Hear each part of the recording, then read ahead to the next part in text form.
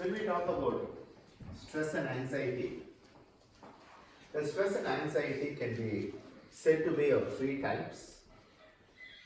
One is the anxiety that comes out of performance. You can call it performance anxiety. It is the anxiety that comes out of the fear of not being up to the mark. So, you're called upon to give a speech. We have all had those butterflies in our stomach, called up to give a speech, or, you had to get up and sing a song on stage, or dance, or suddenly Ananda and Deepika say you have to teach today's class. One of those type of things, you have to teach a class, you have to be in front of people, you have to stand in front of them, you have to give a lecture, and Jnanadev says, I'm not able to go there, so you go and represent me and give my talk. And you're like, ah. And those butterflies in the stomach, sometimes it feels as if your stomach is sinking all the way down to your toes. And then often what happens with this stress, this performance anxiety, which is very much related to your abdominal region, is that just when you have to give the speech, you have 3 bouts of running to the bathroom. And so instead of being on stage, you're in the bathroom spending your time there because suddenly a bowel said, we are not going to be with you there. This is the performance anxiety, it's right down here. And the more you consciously address it, the more you can change something about it. And not be like that Noah. We said, I'm just going to stand still and hope that threat goes away and you end up getting killed. People talk about an ostrich burying its head in the sand.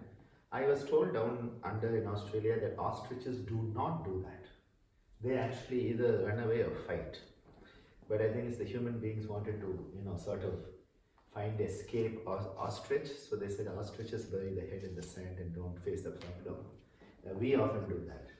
But here, the moment you can deal with it, once you deal consciously with the problem, you are going to be changing it. So this is the performance anxiety area. The second anxiety area, stress area, is the chest, and this is to do with the relationships. And we, as a human being, because we are a social animal, we are constantly in anxiety about relationships. Will they like me? Won't they like me? How much do they like me? 1 pound or 2 pounds? We are always evaluating how much people like us, and this is aggravated in another type of relationship, which is on YouTube and Facebook and other social media, whether you have those likes or not. And my last post got 6 likes, and that's so low. And then you always see those dislike buttons. YouTube has those ones. If you have ever put a video on YouTube, you have those thumbs down ones. I remember the first time I used to get those, I go, somebody doesn't like my video, and it's like 355 like it, and one person doesn't, and you do. I later on changed my opinion on that. I said the people who are clicking the dislike button are actually the yogis, and they are actually in headstand. So when you are headstand and they want you to click like so urgently, so I just add the dislike to the likes when I'm talking about it. I say, those are the yogis who are upside down. So those 13, 14 you can add to the 545 there, so no issues. But otherwise what happens, we get so hung up with it. Kids come back from school and oh my God, my teenage daughter, my son is a bit better than he doesn't really care about things. I don't know if it's a boy-girl thing, but he sort of can come back from school and we say, how are things? He said, fine, okay. He goes on. And she's like, that girl can talk to me, and this girl said this to me, and then that teacher was doing this, and this teacher said that to this teacher. And they get, people like you or they don't like you, and they looked at you for 5 seconds and not 6 seconds. So there's something wrong with it. There's a lot of this, and this is all here. It is the relationship anxiety, the relationship stress, and often can even lead to very tightness in the chest. It can lead to heart attacks if you're not careful. People often suffer a heart attack or an asthmatic attack, this chest region tightness, after an emotional upheaval. This is very much relationship based. The third type of anxiety is up here, and this is the anxiety in the upper chest and neck region, which comes from the status we perceive in life, our position, who we identify with. I'm the director, I'm the chairman, I'm the big boss, I'm the great guru, I'm this, beautiful person, I'm the top of the charts. We have all these things up here. And so what happens is someone says something and we get offended. And I always like to remind people, offense is never given, it's taken. And we never say, oh, I'm giving you offense. No, I never heard people ever use that phrase, give offense. You always hear people take offense. And where does it come? It comes from here. Why do we get offended? Because our position, our status, our perception of who we are up here gets affected negatively. So this is the third level. So one is the performance, second is relationship, and third is sort of this positional status-based anxiety. So to deal with this, the best way to deal with any anxiety is to let go.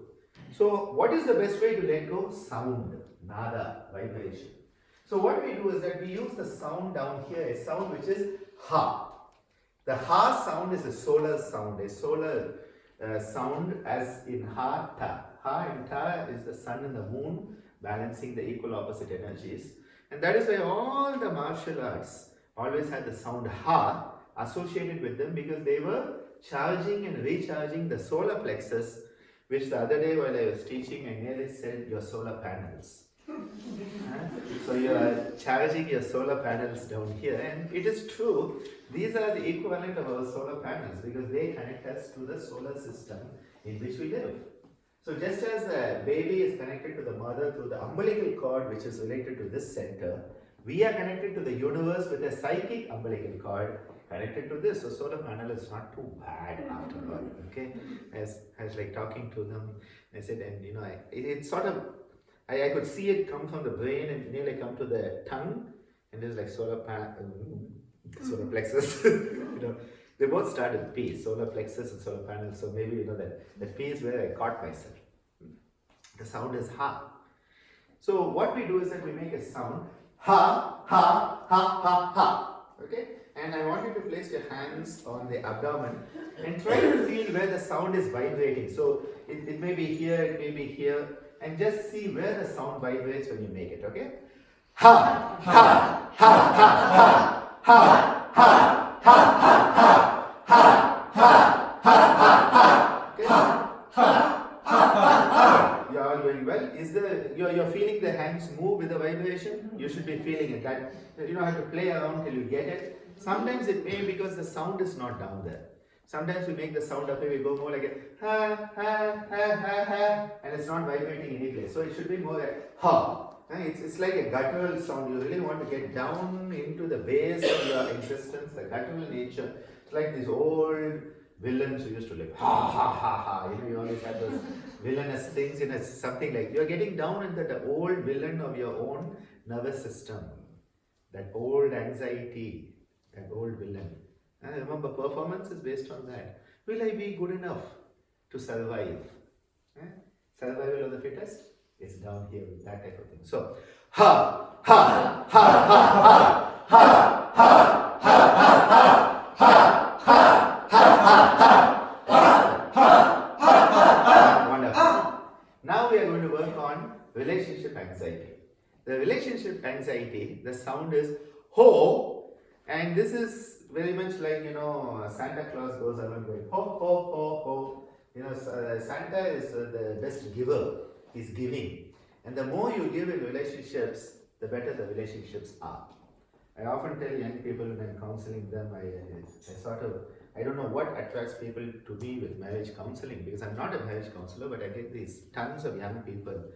And what I like to remind them is, relationships should be based on giving, not on what you can get.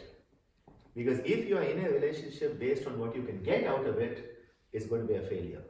And both sides are going to be, both or whatever number of sides are really going to be in a problem. But if your relationship is based on giving, you're always going to have a healthy relationship. It's about 100% giving on either side. And I remind them, people think a relationship is 50-50. It's not 50-50, it's 100-100. And you have to have 100% on either side, then you get 100%. If each gave 50, you still end up with 50, you don't end up with 100. So it's about giving our 100% in the relationship, giving What can I give to this relationship? And that is the yogic perspective, that whenever you meet people, wherever you go, if your first thought is what can I give, wonderful. If your thought is what can I get, well, better look at your thoughts and see what you need to work on it. Because the moment you focus on what can I get, you're never going to be satisfied. But if you focus on what can I give, you're always going to be content. And contentment, as Ken Lieberman told me, he had a beautiful book of poems and he passed them on to me in Italy. He's a sociology professor. A beautiful statement he made was, contentment knows no quantity. And I think it's a beautiful one. He used it in the context of santosha as a niyama. Contentment knows no quantity. It's a qualitative experience. So this is where we are working, and so we are going to go ho, ho, ho, ho, ho, ho, ho, ho, ho, ho, ho, ho, ho, ho. Excellent, excellent. So here you should be feeling your hand vibrate. Again, the same thing. Because when your hand vibrates, what you are doing is you are connecting yourself to it. So here it's a ha, ha, and here it's a ho, ho. And then you come here and the sound is he, he, he, he, he, he, he, he, he, he, he, he, he, he, he.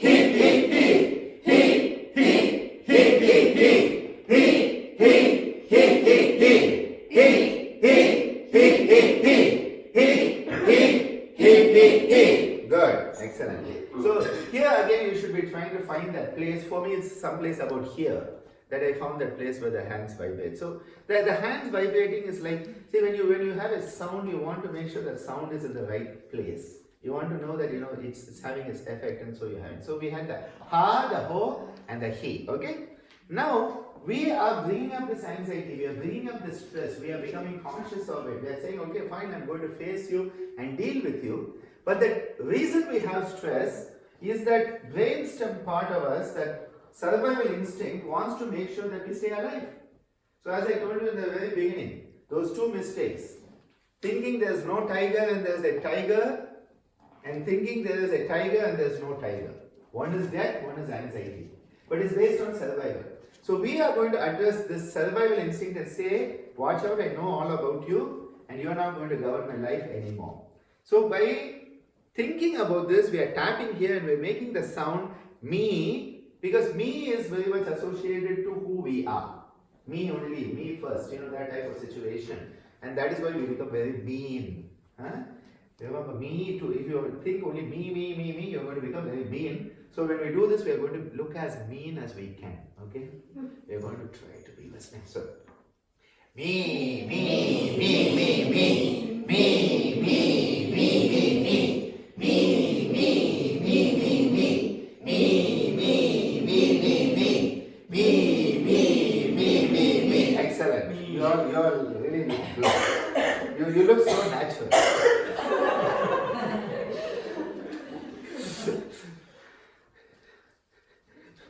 When you work in places like where I work in universities, you meet a lot of these people who, it's just amazing how mean they look. I mean, like, seriously, as if life's just about being mean. And then you have people going around telling you have to smile, and they don't even smile while telling you. And I'm like, seriously. Yeah.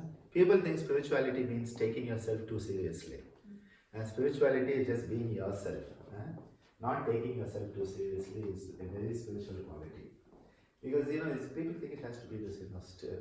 Worse than your, what is a British stiff upper lip, it's even worse than that.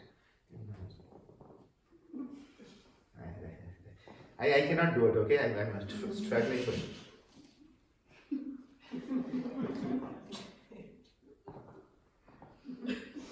This is very difficult to be like that, okay? That's such a make-believe. You just be yourself, okay? But in that, be yourself in a positive way. When you tell people be yourself, they think, you have to be the worst version of yourself. No, be the best version of yourself. That's what it means. Be yourself means the best version. And often it's very funny when you have these very dead serious people and they're like, you have to be happy. Like, seriously, at least smile when you say that. I'm struggling with that one. That's a big struggle. So here we are going to address it. We did the me. Now we come to the other end of the spectrum. You remember this prefrontal cortex that makes us human? This is the part which has the power of choice. It is the higher intellect. It is where the Vijnanamaya Kosha comes into us, the intellectual level of our existence. The power of discernment, to know what is, what isn't, what to do, what not to do, how to be, how not to be. Well, all of that, Hamlet should have taken up yoga. He would have really been in a much better state. To be or not to be, this would have been a wonderful one which would have told him to be. And not worry about the dichotomy of the right and left brains. The right and left brain dichotomy is to be or not to be, to be or not to be. And here you come and say, just you have to be what you are. And when you are what you are and you do something, it is going to bring the best possible consequences than if you're not you. One of the best examples of not being you is when people do things when they are drunk. And then they end up with doing things they would never do if they were thinking about it. So it is very important to bring this in. This prefrontal cortex, it is the buddhi. The dhi refers to the higher intellect. It is the light, the luminosity. And so this is where we are going to make the sound dhi, dhi, dhi, dhi, dhi. Dhi, dhi, dhi, dhi, dhi. Dhi, dhi, dhi, dhi, dhi. Dhi, dhi, dhi, dhi, dhi. Dhi, dhi, dhi, dhi, dhi. Dhi, dhi, dhi, dhi, dhi. Excellent.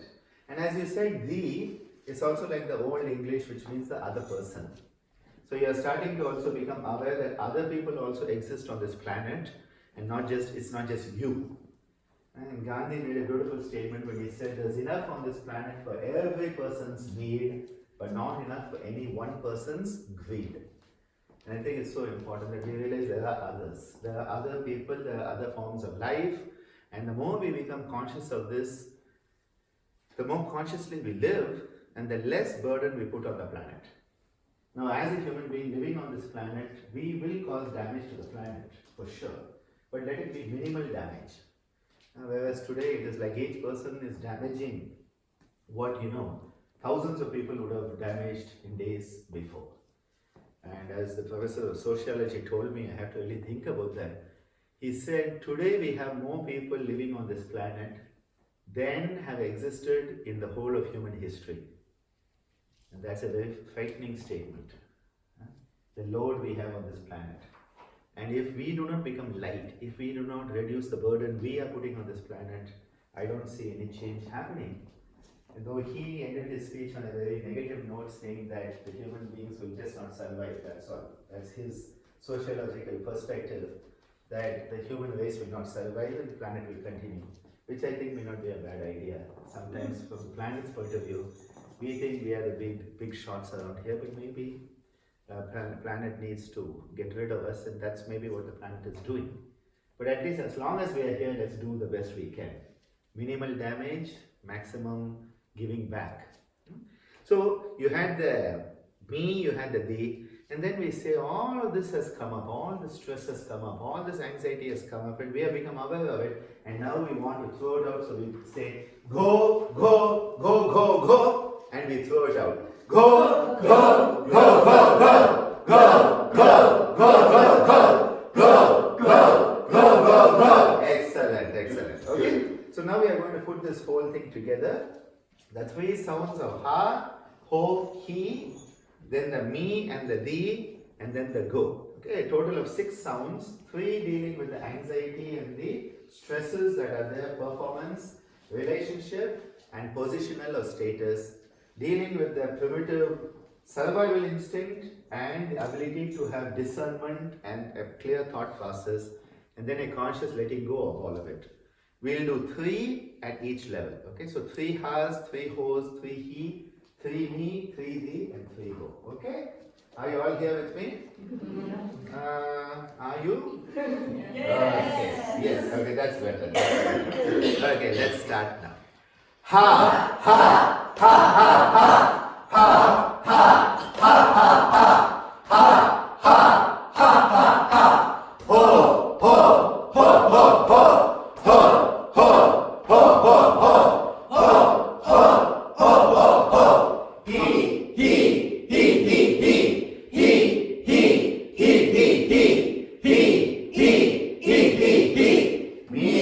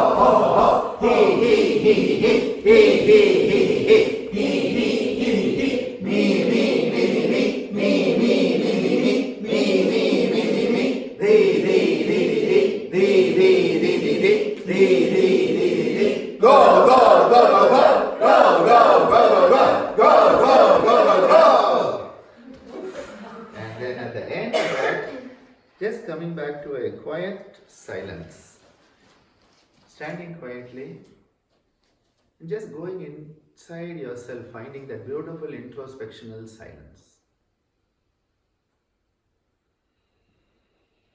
Making sure you're breathing deeply.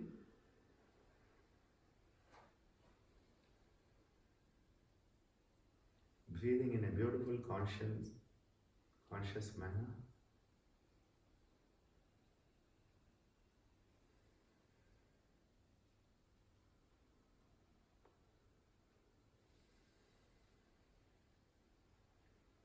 And being aware of the inner consciousness, the ability to have discernment and the power of choice coming from within us at this point.